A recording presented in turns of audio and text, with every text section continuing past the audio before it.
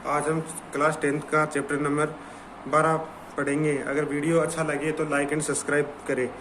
आज इसमें वर्त एवं उसके भागों के बारे में जानकारी लेंगे। थोड़ी बेसिक कि वर्त क्या होता है, वर्त किसका क्या क्या भाग होते हैं, कितने चाप बनते हैं, ये सारी बातें इसमें से लेंगे। तो सबसे पहले वर्त क्या होता है। सबसे पहले ये वर्त वाला हो गया। ये गोल आकृति क्या होती है, एक वर्त होती है। जो समतलीय आकृति होती है उसको क्या बोलते हैं, वर्त बोलते हैं। समतलीय आकृति को वर्त बोलते हैं। और यहाँ से इसकी दूरी, जो मिलाने वाली दूरी होती है, इसको हम बोलते हैं त्रिज्या। इसको बोलते हैं त्रिज्या। और ये क्या होती है, वर्त की परिधि। जो ये जाती है वर्त की त्रिज्या से होती है, ये इसको बोलते हैं वर्त की परिधि। इसको बोलते हैं वर्त की परिधि। और इसके अंदर हमारे दे रखा है कि वर्त की परिधि, और इसको अगर एक और त्रिज्या जोड़ देते हैं, ये वाली त्रिज्या और जोड़ देते हैं, एक त्रिज्या ये, एक त्रिज्या ये, तो दो कितनी होगी, 2r। इसको बोलते हैं व्यास। अब एक वर्त दे रखा है, इस वर्त के अंदर का भाग को तो बोलते हैं, ये केंद्र बिंदु दे रखा है, अंदर को भाग को तो बोलते हैं अभ्यंतर, और बाहरी भाग को क्या बोलते हैं, बहिर्भाग बोलते हैं। इसको अभ्यंतर बोलते हैं। और यहाँ से ये इसको क्या बोलते हैं, जीवा। इसको बोलते हैं जीवा बोलते हैं। और वर्त का व्यास क्या होता है, जीवा। वर्त का व्यास की जीवा हमेशा सबसे बड़ी होती है। यानी कि वर्त का व्यास जीवा सबसे बड़ी होती है। ये व्यास की सबसे बड़ी जीवा होती है। और वर्त का व्यास त्रिज्या के माप का दुगुना होता है। वर्त के माप का क्या होता है, त्रिज्या का दुगुना होता है। और त्रिज्या व्यास की आधी होती है। ये दे रखा है। और एक अब इसके अंदर आता है, ये वर्त दे रखा है। वर्त के अंदर ये वाला और ये वाला साहब, इसको मान लेते हैं, एक इधर से एक इधर से, दो मान लेते हैं, ABCD। घड़ी की साइड की दिशा में, घड़ी की दिशा में चलेंगे तो इसको क्या बोलते हैं, चाप AB। इसको तो बोलते हैं क्या,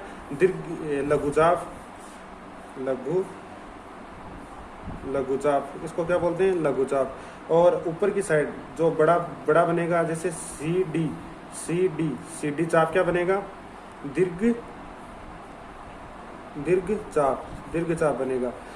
दीर्घचाप बनेगा। और ये वाला वर्त अगर बीचों बीच से एकदम व्यास के समांतर रहेगा, ये वाला व्यास रहेगा यहाँ से रह के यहाँ तक, इसको क्या बोलते हैं, अर्धवर्त या अर्धवर्त बोलते हैं।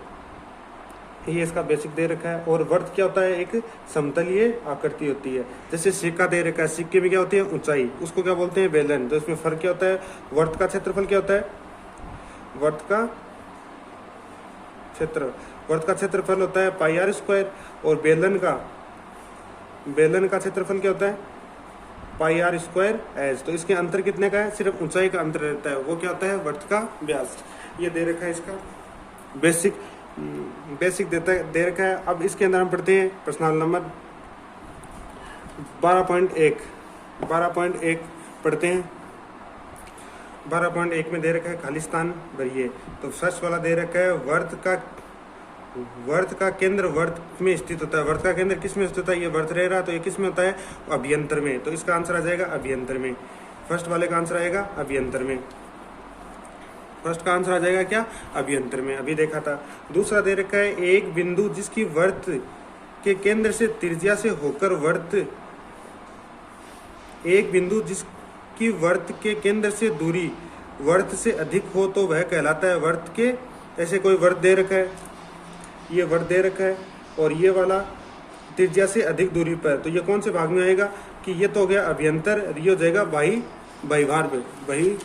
बहिर्भाग में। तो इसमें आ जाएगा बहिर्भाग के अंदर होता है। और वर्त की सबसे बड़ी जीवा वर्त का क्या कहलाता है, व्यास। वर्त की सबसे बड़ी जीवा क्या कहलाती है, वर्त का व्यास कहलाता है। एक चाप खाली स्थान दे रखा है, इसके सिरे का एक व्यास के सिरा हो, इसके सिरे से एक व्यास के सिरा हो, इसका सिरा क्या होता है, अर्धवर्त। एक वर्त दे रखा है, तो ये वाला कौन सा वर्त कहलाता है, ये दे रखा है, ये वर्त अर्ध दे रखा, तो ये वाला सिरा, एक सिरा दूसरे सिरे क्या कहलाएगा, अर्धवर्त कहलाता है।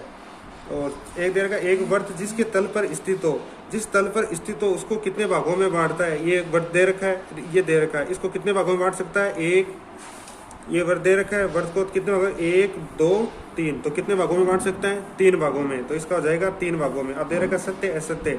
तो फर्स्ट वाला दे रखा है केंद्र को वर्त पर स्थित किसी बिंदु को मिलाने वाला रेखाखंड वर्त की त्रिज्या कहलाती है। ये वर्त दे रखा है और इसको मिलाने वाली त्रिज्या, ये वाली क्या कहलाती है, वर्त की त्रिज्या। तो फर्स्ट वाले क्या आएगा, फर्स्ट वाले का आंसर आएगा सत्य। फर्स्ट वाले का आएगा सत्य कि वर्त की त्रिज्या कहलाती है। और एक वर्त में समान लंबाई के चाप की जीवाएं होती है, समान की चाप की जीवाएं होती है। जीवाएं कितनी भी हो सकती है, ये वाली भी हो सकती है, ये वाली हो सकती है, ये वाली हो सकती है। तो जरूरी नहीं है कि ये बराबरी हो, कि वर्त की जीवाएं हमेशा छोटी बड़ी होती है। सबसे बड़ी जीवा कौन सी होती है, व्यास, और ये जीवा क्या होती है, सबसे छोटी। तो दूसरा हो जाएगा असत्य, दूसरा हो जाएगा असत्य, दूसरे का दूसरा। तीसरा दे रखा है यदि एक वर्त को 3 बराबर भागों में बांट दिया जाए तो प्रत्येक भाग दीर्घवृत्त कहलाता है। एक वर्त दे रखा है, इसको प्रत्येक को 3 भागों में 1 2 3 1 2 3 तीनों को बराबर भागों में काटते हैं तो ये क्या दीर्घवृत्त कहलाता है, नहीं कहलाता। ये भी हो जाएगा असत्य, क्योंकि यह लघुवर्त कहलाता है, लघुवर्त कहलाता है। दीर्घवृत्त क्या कहलाता है, जो 180 डिग्री से काटते हैं उसको क्या बोलते हैं, दीर्घवृत्त कहलाते हैं। और चौथा दे रखा है इसका, चौथा दे रखा है कि वर्त की एक जीवा जिसकी लंबाई त्रिज्या से दोगुने वर्त की होती है। वर्त की एक जीवा जिसकी लंबाई त्रिज्या से दोगुनी है वह व्यास कहलाती है। हाँ, ये वर्त दे रखा है, ये त्रिज्या दे रखी है, दोगुनी दे रखी है, तो ये क्या कहलाती है, वर्त का व्यास कहलाती है। तो इसका चौथे का जाएगा सत्य। पांचवा दे रखा है वर्त एक समतलीय आकृति होती है। अभी बताया था वर्त एक क्या होती है, समतलीय आकृति होती है जिसमें ऊंचाई नहीं होती है, जिसका क्षेत्रफल क्या होता है, पाई आर स्क्वायर। अगर ऊंचाई होगी तो वो क्या कहलाएगा, बेलन। तो ये भी क्या है, पांचवा भी क्या है, सत्य। छठा दे रखा है एक तल पर स्थित उन बिंदुओं का समूह जो उसी तल के एक स्थिर बिंदु से अचर बिंदु पर होता है तो वह वर्त का व्यास कहलाता है, वह वर्त का व्यास कहलाता है। नहीं, ये गलत दे रखा है, ये वाला दे रखा है वर्त, इसमें ये वाली दूरी, ये वाली दूरी, ये वाली दूरी, ये वाली दूरी। हमने 10th क्लास में भी 10th चैप्टर में भी पढ़ा था कि ये वाली दूरी हमेशा क्या कहलाती है, जो समान दूरी पर होती है किसी बिंदु के, वर्त के बिंदु से समान दूरी क्या कहलाती है, त्रिज्या कहलाती है। लेकिन इसने क्या कहा, व्यास। तो ये हो जाएगा छठे का जाएगा असत्य। सातवां दे रखा है कि वह जीवा जिस पर केंद्र स्थित हो वह त्रिज्या कहलाती है। वह जीवा जिस पर केंद्र स्थित हो वह त्रिज्या कहलाती है, नहीं, गलत है। वह जीवा जिस पर केंद्र स्थित हो वह जीवा कहलाती है, वो क्या कहलाती है, व्यास कहलाती है। तो ये हो जाएगा असत्य। ये हो गया। अब